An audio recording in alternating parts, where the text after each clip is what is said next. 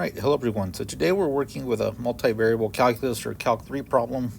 We have find and classify critical points for the function f of xy equal to x cubed minus 7xy plus 5y squared plus 4, where we're given a function that goes from R2 to R. And critical points, when you're looking at a function that goes from R2 to R, in other words, like you're going from two variables, two independent variables, and the output is just one variable. Critical points are points a, b such that fx of a, b equals 0 and fy a, b equals 0. Fx and fy are just the partial derivatives with respect to x and y equal to 0.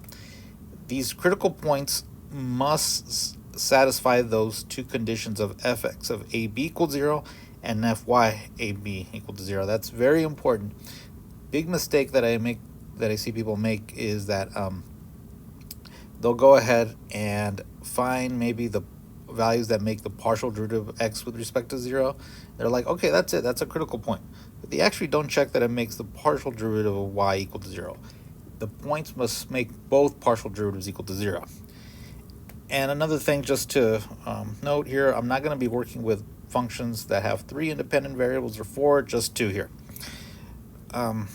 So let's go ahead and get started on this, and we're going to take some partial derivatives of our function. So our function was x cubed minus 7xy. Let me just write that down.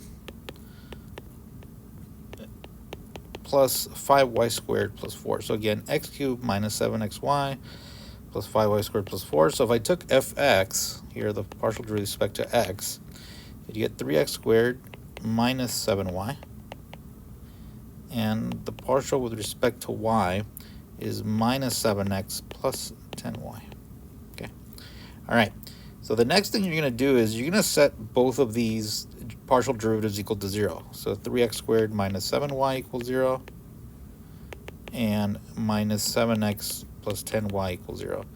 And you have formed a system of equations. If you take your second equation, and if you solve for either x and y, it doesn't matter. Say I solve for y, you would get y equals 7/10 x. You can take that and put that in for the y in the first equation. So I'm solving this in the kind of like usual manner that you would in algebra. And that's the other thing to know about these problems, is that usually the algebra is the trickiest part, not the calculus. So just be aware of that you might have to use some techniques like solving systems of equations and such. So we're going to replace y in the first equation with 7/10 x, and yeah, I want to do that because I want to get just one equation with one variable, which is what you see here. And if I solve this, I would get 3x squared, or simplified it, 49/10 x equal to 0.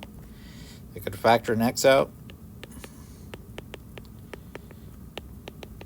because it's a quadratic equation which can be factored, and you get x equals 0 and x equals 49/30.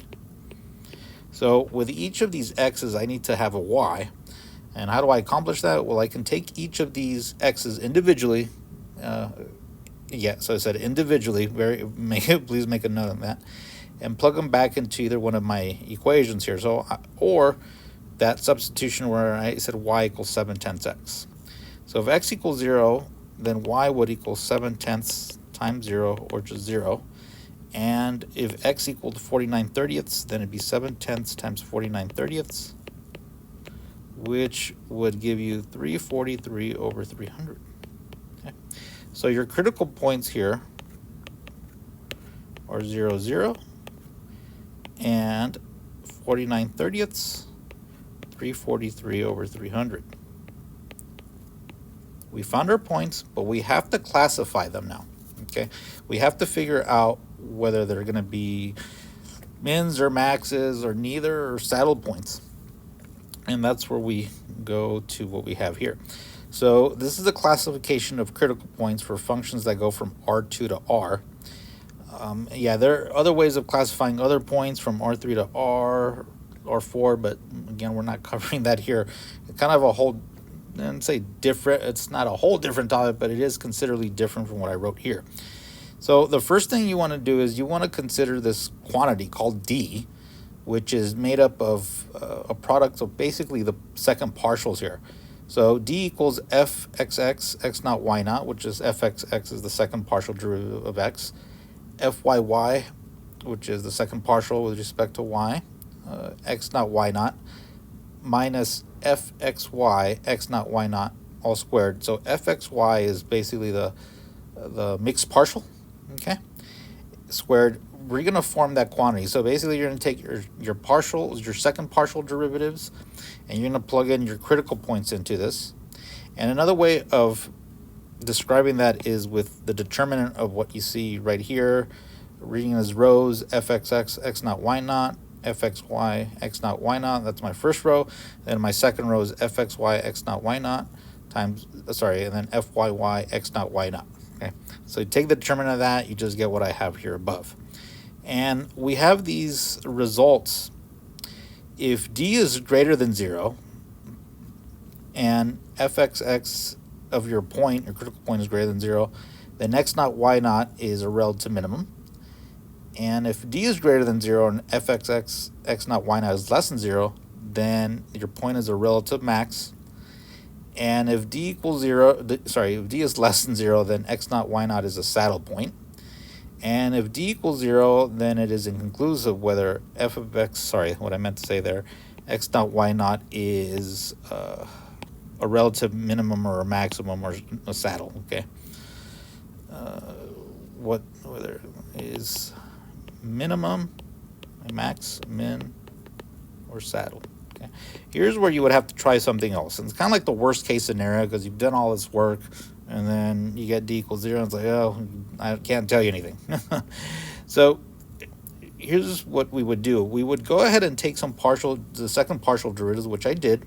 So fxx equals 6x, fxy equals minus 7, and fyy equals 10. And if I were you, I would take a moment to just compute these just to see that you're on the same page as I am here. And what you're going to do is you're going to form d by plugging in the first critical point, 0, 0, into fxx, fxy, and fyy, and form d, like I showed you earlier. And when you plug 0, 0 in, you come up with minus 49 total. Okay, so again, I maybe had to pause this just to make sure that you get the same thing. And because that number is less than 0, 0, 0 is a saddle point. We're going to now try at the point 49 30ths, 343 over 300. We take fxx of that, fyy, and then fxy, all of that squared of that point, and did all the math, and it comes out to be 49, okay? And that 49, yeah, what I really care is that it's positive. And since d is positive and fxx is positive as well, it came out to be 294 over 30, then that point is a relative minimum. I'm just going by what I wrote earlier in those guidelines, okay? So our two critical points would be a saddle point, that's 0, 0, and then another point's a relative minimum. That would be 49 30ths and 343 over 300. And that's pretty much how this would work out. Yeah, a lot of people will ask me, is there a way to shortcut in terms of like what we just did in classification, the points? And like some people like to say, can you put two points at the same time? So 0, 0 and 49 30 and 343 300 into d at the same time. No, you cannot. You have to do this individually. Okay, so the big components here overall in this problem, finding the critical points, where we take our mixed partials, set them equal to 0, and solve. As I said, watch out for the algebra. That's really the hardest part. And the second part is the classification of points. This is more than anything, it's just computation. You compute your partials and you plug the points, the critical points in each individually, and see what you get for d, and you go from there.